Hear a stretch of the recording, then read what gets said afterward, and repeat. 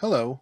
On behalf of the Northeast Zonal Forum Public Relations Committee and the Southeastern Zonal Forum Public Relations Task Force, I'd like to welcome you to this presentation on technology tools for effective communication.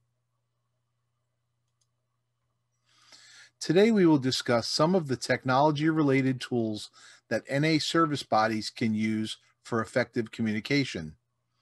The tools we'll be touching on are email, Facebook, Slack, Zoom, and WhatsApp, with a brief mention of a few others. This will be an overview to provide some basic understanding of the capabilities of these tools and not a deep dive into any one specifically.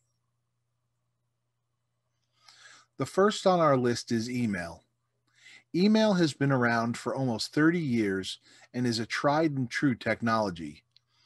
Many people are familiar with email as it is a primary means of communication in business and education.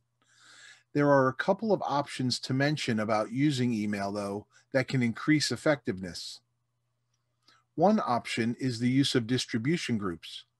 A distribution group, or listserv if you've ever heard that term, is an application that distributes messages to subscribers on an electronic mailing list.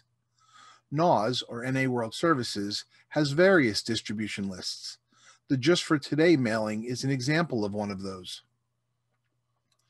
Another option is the use of centralized mailboxes. By this, I mean using a mailbox that either comes with your website hosting or creating generic email addresses with a free email service such as Gmail, Yahoo, etc. This helps with service continuity when members rotate out of commitments.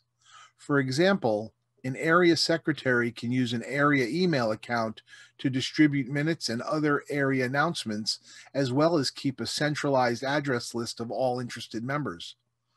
When a new secretary gets elected, the password can be changed, and then the new secretary will have access to all previous emails, as well as that same address list for emailing information out.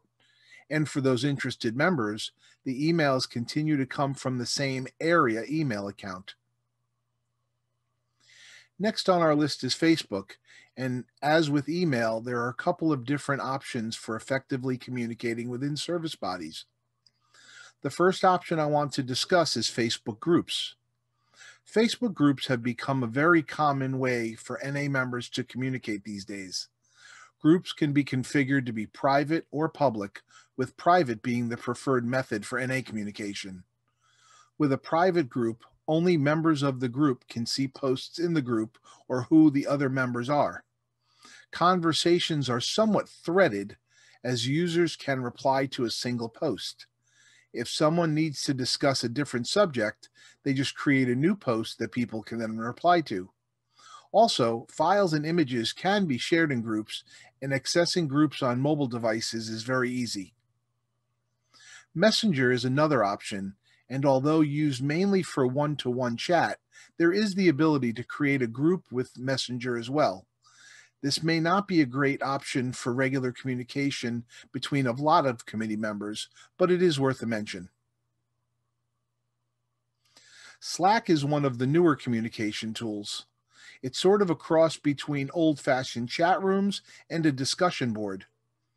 Each Slack community uses a shared workspace, and in each workspace are channels that are organized by topic. For example, if a regional service committee were to create a Slack workspace, there might be channels for the administrative body, the hospitals and institutions committee, the public relations committee, etc. Channels can be public or private.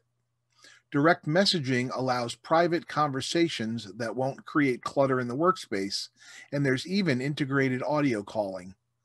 Finally, integrations of third-party applications such as Zoom, Google Drive, and others can increase effectiveness and productivity.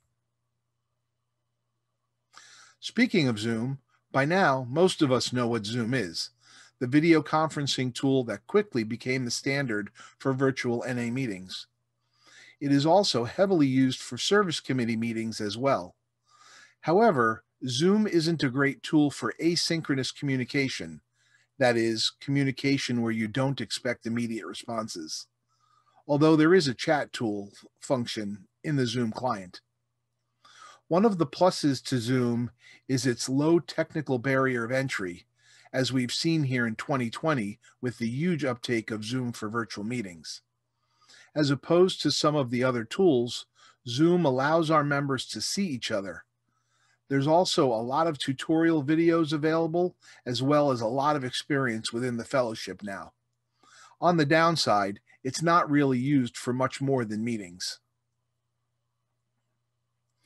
Last on our list is WhatsApp, a text and voice messaging app.